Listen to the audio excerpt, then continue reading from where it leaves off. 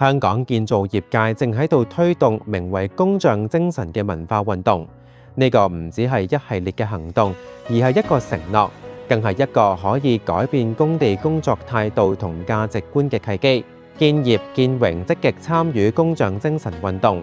鑽達更加簽署咗工匠精神約章。另外，自2025年中旬設有文化大使，致力推動文化落實，期望能夠提升師傅們嘅使命感同歸屬感，進一步強化匠心師傅嘅內在修為。建業建榮一直秉持真理、公平、自由嘅核心價值，並與 5H 理念深度結合，同建造業議會倡議嘅工匠精神可謂不謀而合。為貫徹呢啲理念，集團於2025年下旬實施咗名為 Project Director PD 嘅新制度，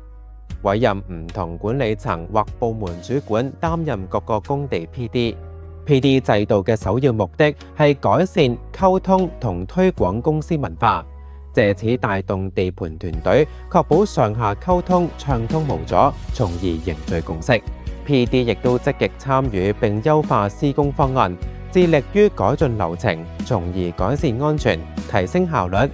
此外，公司強化咗日常早操會嘅內容同重要性。PD 及管理層不時親身到訪工地，喺早操時段接觸前線師傅，當面傳遞公司最新策略、安全文化資訊、業界事故個案等等，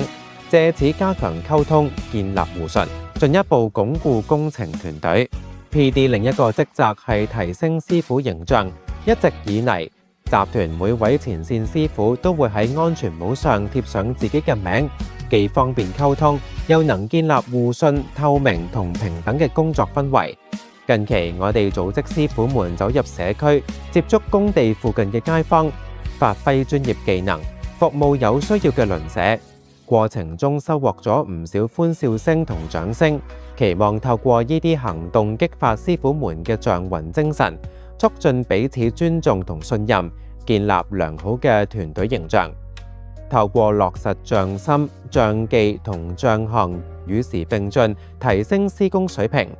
值得一提嘅係，我哋嘅 PD 唔使負責工程嘅進度、質量同盈虧，從而可以專注以上嘅職責。綜合以上行動已初見成效，包括工地意外率下降、師傅自律性提高、團隊關係更融洽，以及身份認同感提升等等。未來即使面對住傳統文化心態同行業信心嘅挑戰，我哋仍然會把握契機，展現工匠精神嘅真正價值，為行業樹立榜樣，回應社會期望。因為工匠精神係一場持續嘅文化運動，我哋深信工匠能夠喺工作中揾到使命感。工地唔再只係為生計嘅地方，而係一個孕育專業、責任同榮耀嘅平台。